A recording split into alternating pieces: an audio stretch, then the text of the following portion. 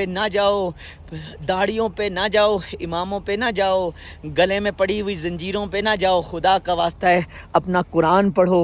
और नई बात मैं आपको बताता चलूँ, अब मैंने सराइकी में भी कुरान जो है वो ट्रांसलेशन के साथ अपनी वेबसाइट पे डाल दिया है, पंजाबी में भी ट्रांसलेशन करके वो भी वेबसाइट में डाल दिया, पश्तो में भी इसलिए डाला है ताकि आप ये जो पठान भाई बेचारे मेहनत मजदूरी करते हैं, फिर कहते हैं मौलवी कहती है, जो कहती है मौलवी कहती है, मौलवी सही कहती है, तो ये मौलवी नहीं कहती है। वेबसाइट पे जाओ johnshaki.com पे, वहाँ पे आपको फ्री में कुरान पे क्लिक करना है, कुरान पे क्लिक करोगे आपको पश्तो पे मिल जाएगा, सराइकी में पहली दफ़ा वर्ल्ड में पहली दफ़ा हो रहा है, और पंजाबी में भी मिल जाएगा।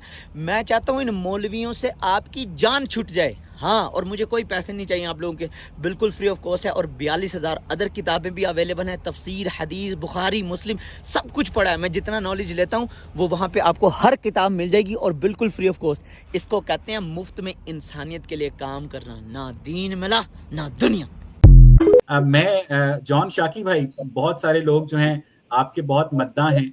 जॉन भाई, आपने किस एज में और क्यों इस्लाम छोड़ा? मुझे कुछ ऐसे ख्वाब आने लगे जिसमें कोई दाढ़ी वाले शख्स हैं, वो मुझे ना उठा के एक महफिल से दूसरी महफिल में ले जाते हैं।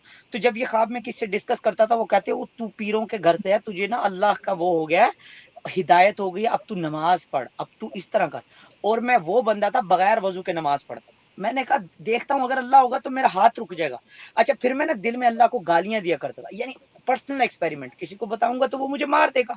तो मैं ना गाली दे के देखता था अल्लाह है या बल्ला है, कुछ भी नहीं होता था। मैं कहता ओह कोई बल्ला है या अल्लाह है, कुछ नहीं होने वाला।